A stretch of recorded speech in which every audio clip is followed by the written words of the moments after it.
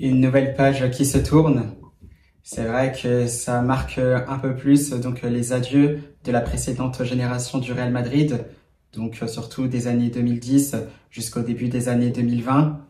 Bien sûr, c'est vrai, là il s'agit pas forcément d'un joueur qui pouvait paraître bling bling très important sur le papier, mais c'est vrai que finalement ça l'était. Buenas a todos y a todas, j'espère que vous allez bien, c'est Baki Koune de Madrid.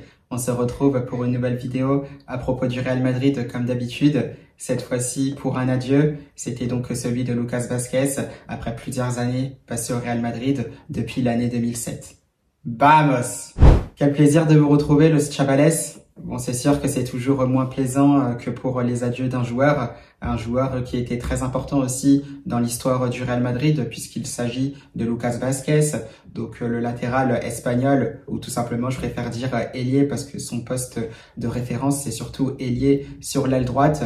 Donc il fait tout simplement ses adieux au Real Madrid puisque son contrat, comme vous le savez, était arrivé à expiration. Donc bien évidemment, il doit quitter le Real Madrid et il y a eu tout simplement cette cérémonie pour lui rendre hommage pour tout ce qu'il aura accompli au Real Madrid, donc depuis qu'il est arrivé au club. Donc, Lucas Vázquez, comme vous le savez, c'est un canterano, donc un pur produit de la Fabrica du Real Madrid. Il est arrivé en 2007 à l'âge de 16 ans, puis il est passé aussi par la Castilla, donc l'équipe réserve du club, donc jusqu'en 2012, avant de partir bien sûr en prêt du côté de l'Espagnol de Barcelona. Et là, l'Espagnol de Barcelona, donc sur la saison 2014-2015, il aura montré de très belles choses, ce qui va pousser le Real Madrid aussi à le faire revenir du coup au sein du club. Et là, on le sait, c'était plus un joueur de rotation d'effectifs, donc un ailier aussi qui était quand même assez percutant. Donc les ailiers aussi à l'ancienne que j'aime beaucoup malgré tout. Voilà, qui sont capables de déborder, de rester vraiment du côté du coup qui est leur pied fort. Pour le coup, Lucas Vázquez lui était droitier, donc vraiment un pur ailier droit, donc de formation, et avec cette capacité à pouvoir déborder, cette capacité aussi à pouvoir centrer, et il aura apporté aussi pas mal de choses durant son aventure professionnelle au Real Madrid avec l'équipe première. Et ça, ce qui est important, c'est un fait quand même très marquant, Los Chavales, c'est 23 titres tout simplement pour Lucas Vázquez. C'est quand même un des joueurs les plus titrés de l'histoire du Real Madrid. On compte aussi le fait qu'il y a quand même eu 5 Champions League remportés. Alors certes, c'est vrai, on pourra dire que ce n'était pas un titulaire indiscutable au vu de l'effectif du Real Madrid, mais même en tant que joueur de rotation d'effectifs, il était capable d'apporter beaucoup de choses. On s'en rappelle notamment aussi durant le prime du Real Madrid, donc sous l'ère Zinedine Zidane, où je pense que cette génération-là, les Cristiano Ronaldo, Karim Benzema, Gareth Bale, Luka Modric, Sergio Ramos, Pep, Raphaël Varane, il y a eu Iker Casillas aussi à un moment, Keylor Navas est arrivé par la suite, donc les Carvajal, Marcelo, Toni Kroos, Casemiro. Donc dans l'ensemble, ils étaient à leur prime et c'est vrai que c'était tout un ensemble avec les Isco aussi, Asensio qui aura rejoint l'équipe par la suite, un Lucas Vázquez aussi qui a apporté et ça du coup c'était dès lors qu'il entrait en jeu. Ça on l'avait beaucoup vu notamment lors de la saison 2016-2017 où le Real Madrid gagne la Champions League pour la deuxième fois d'affilée. C'était un Lucas Vázquez qui dès lors entrait en jeu, faisait pas mal de différences. Il apportait vraiment un plus à cette équipe du Real Madrid, bien accompagné aussi avec Marco Asensio. Donc pour cela, on s'en souvient bien sûr. Pareil lors de la saison qui suivra, donc 2017-2018.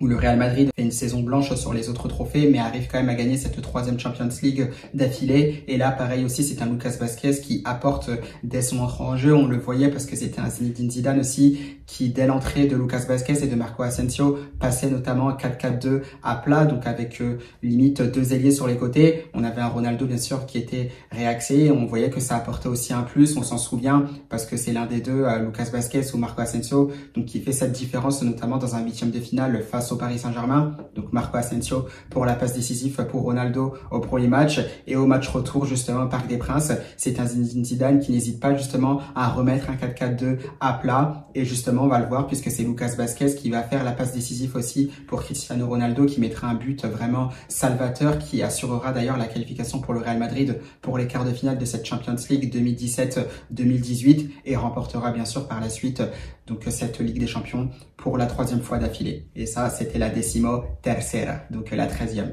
Ou encore quand il y avait des séances de tir au but, donc surtout en Champions League. Je me souviens aussi de son penalty face à l'Atlético de Madrid, donc lors de la finale en 2016 à San Siro.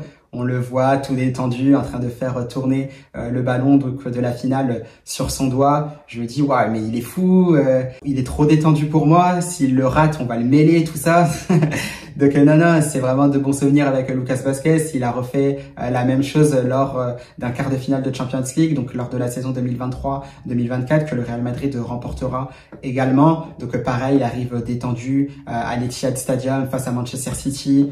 Donc vraiment détente, pareil, je me dis putain, s'il le rate, lui, on va vraiment le mêler. Mais bon, plein de sang-froid, il arrive quand même à le marquer. Et voilà, ce sont de beaux souvenirs dont on va garder de Lucas Vázquez. Et ça, c'est tout simplement génial parce que même avec autant de stars qu'il y a eu au Real Madrid, surtout à l'époque dans laquelle il était avec des Cristiano Ronaldo, des Sergio Ramos, donc des joueurs aussi à fort caractère, voilà, il arrive quand même à se démarquer aussi par toute cette détente, tout ce fait d'être relâché, d'être vraiment relax, et ça s'est vu donc sur les séances de pénalty auxquelles il a participé. Bien sûr, il a raté aussi un pénalty face à l'Atlético de Madrid, donc en huitième de finale de Champions League. Donc ça, c'était cette saison 2024-2025, mais bien évidemment, on lui en veut pas à Lucas Vázquez.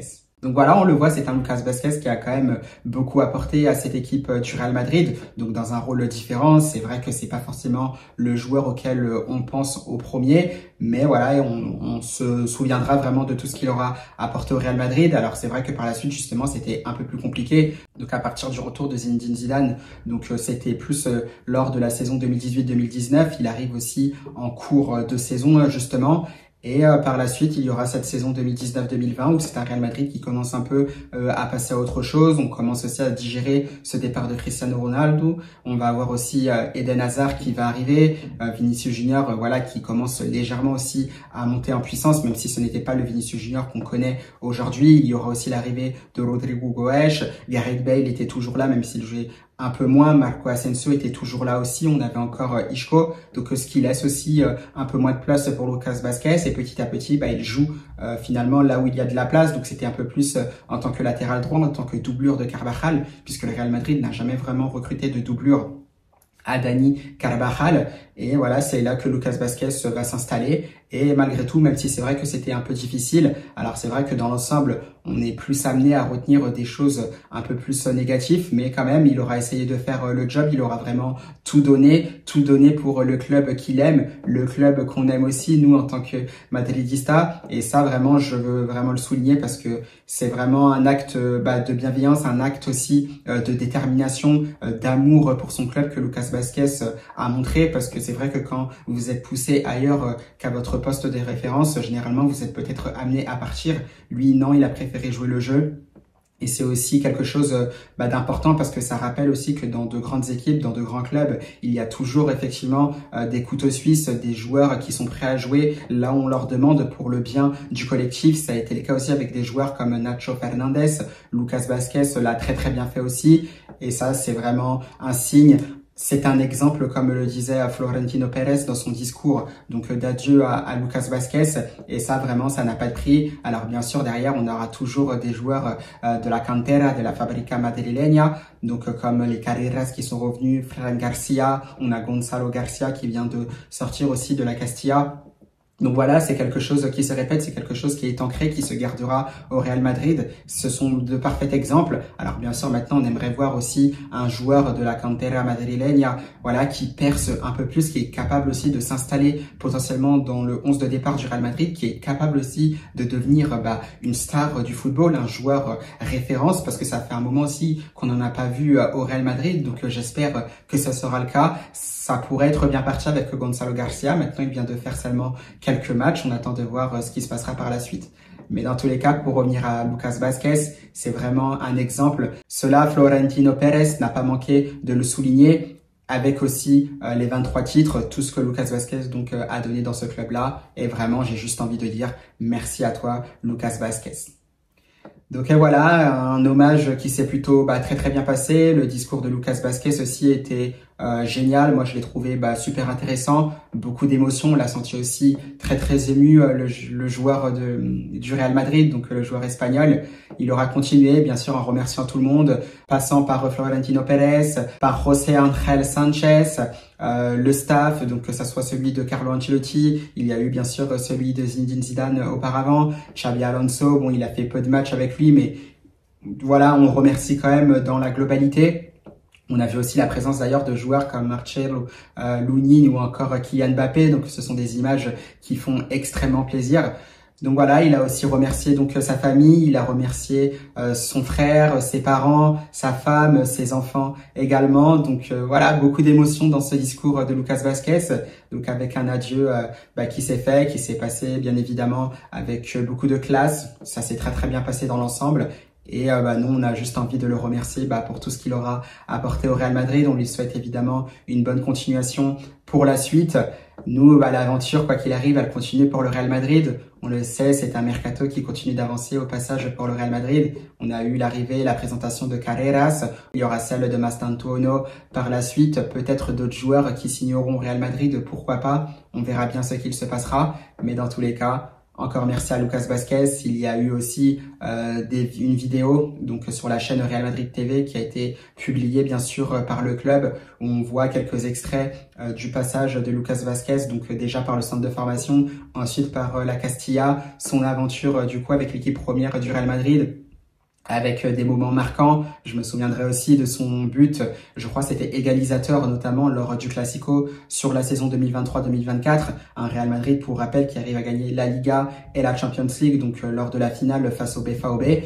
Et dans un Classico décisif, justement, c'est Lucas Vázquez qui arrive à égaliser pour le Real Madrid. Donc ça, c'est aussi un but décisif qui permettra au Real aussi de continuer à mettre la pression sur ce Barça-là. Et c'est Jude Bellingham en toute fin de match qui donnera la victoire au Real Madrid, les rapprochant considérablement du titre à ce moment-là. Et bien évidemment, on était campeones de España 2023-2024, donc 2023-2024. Donc voilà, c'est ce dont je me souviens pour Lucas Vázquez. Bien évidemment, comme je le disais, on va pas s'arrêter sur ce qui a été mal fait. On sait aussi qu'il y a eu justement une erreur qui avait été faite face au FC Barcelone lors du dernier Classico. Un but qui sera donné. Il me semble que c'est Rafinha qui conclura cette action, mais on lui en veut pas. On se souvient seulement du joueur qu'il a été. On va simplement se souvenir des bons moments. Il y en a eu des mauvais, mais c'est comme ça. Injustement critiqué également. Mais je pense que ça fait partie du football. Certes, c'est vrai que c'était un joueur de l'ombre, mais je me souviendrai surtout que Lucas Vázquez, même en étant un joueur de rotation d'effectifs dans une certaine généralité, eh bien, je me rappellerai toujours de ce qu'il aura apporté, notamment quand il entrait en jeu lors du prime du Real Madrid, donc de 2016 à 2018. Donc voilà, muchas gracias Lucas Vázquez. Nous los chavales, cette vidéo-là va s'arrêter là. J'espère qu'elle vous aura plu. On se retrouvera bien sûr pour d'autres infos pour le Real Madrid. Peut-être pourquoi pas en fin de week-end aussi pour un FAQ si jamais vous avez des questions à poser. Donc vous avez juste aussi à vous abonner sur ma chaîne Instagram parce que ça va être là notamment que je lancerai donc mes premières questions donc que vous pourrez me poser parce que je pense que ce sera plus facile. Et à partir de là, j'essaierai de mettre en place le FAQ si c'est possible. Sinon, bien sûr, ce sera peut-être un peu avant le début de la saison avec ce premier match face à Osasuna au Santiago Bernabéu. Donc voilà, los chavales, on remercie encore Lucas Vázquez. Passez une belle fin de semaine et surtout à la Madrid.